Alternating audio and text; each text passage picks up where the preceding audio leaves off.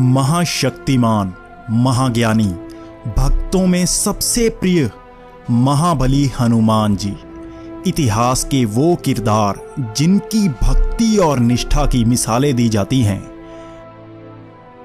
भगवान शिव के वो अंश जिनकी समानता ना कभी इतिहास में की जा सकी और ना ही भविष्य में की जा सकेगी।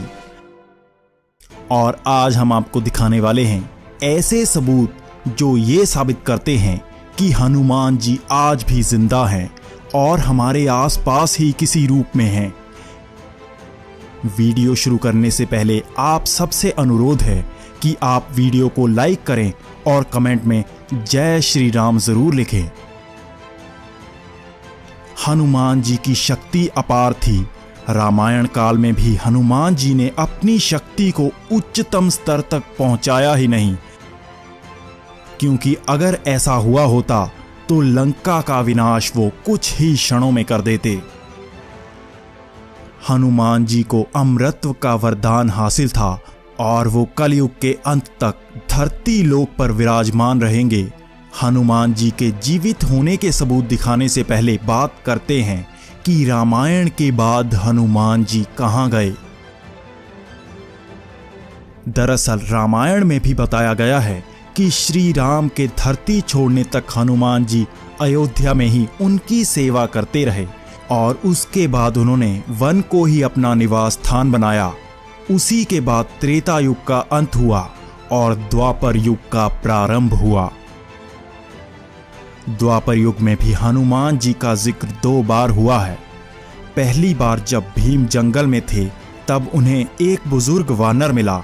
जब भीम ने उस वानर को रास्ते से हटने को कहा तो उस वानर ने कहा कि अब इस उम्र में मुझ में इतनी शक्ति नहीं है, तुम ही मुझे रास्ते से हटा दो। इसके बाद घमंड से चूर भीम ने पूरा प्रयास किया, लेकिन वो उस वानर की पूंछ तक ना हिला सका। तब भीम को समझ आया कि वो कोई साधारण वानर नहीं बल्कि स्वयं हनुमान जी हैं, जो भीम को घमंड छोड़ने का सबक देने आए थे। इसके बाद भी हनुमान जी अर्जुन के रथ पर ध्वज बनकर पूरे महाभारत युद्ध में उनके साथ रहे। अंत में जब हनुमान जी अपने असली रूप में आए और वहां से चले गए तब वो रथ भी राख बन गया। जब अर्जुन ने श्री कृष्ण से इसका कारण पूछा तो श्री कृष्ण ने बताया कि वो हनुमान जी ही थे जिस कारण उनके रथ को कुछ नहीं हुआ, वरना इतने विनाशक अस्त्रों के सामने उनका रथ कभी भी टिक नहीं सकता था। इस तरह हनुमान जी ने महाभारत काल में भी अपनी उपस्थिति दर्ज करवा दी। इसके बाद कलयुग में भी हनुमान जी की बातें आपको सुनने को मिल जाएंगी।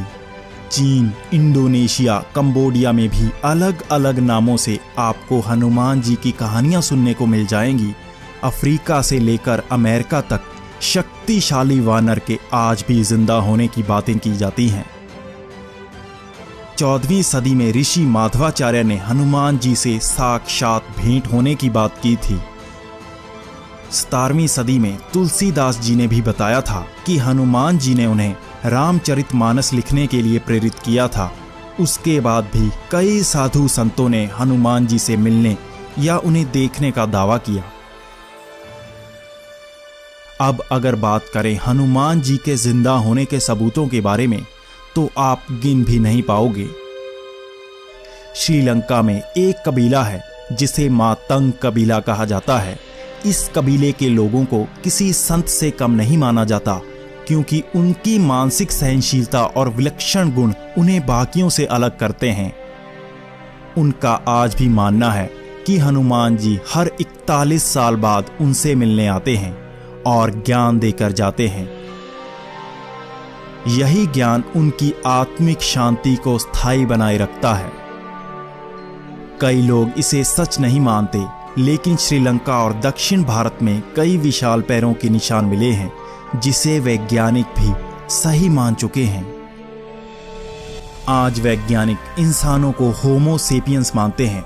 उनका भी मानना है इंसानों की तरह ही 8 से 10 लाख साल पहले अलग स्ट्रक्चर वाली प्रजातियां भी थीं।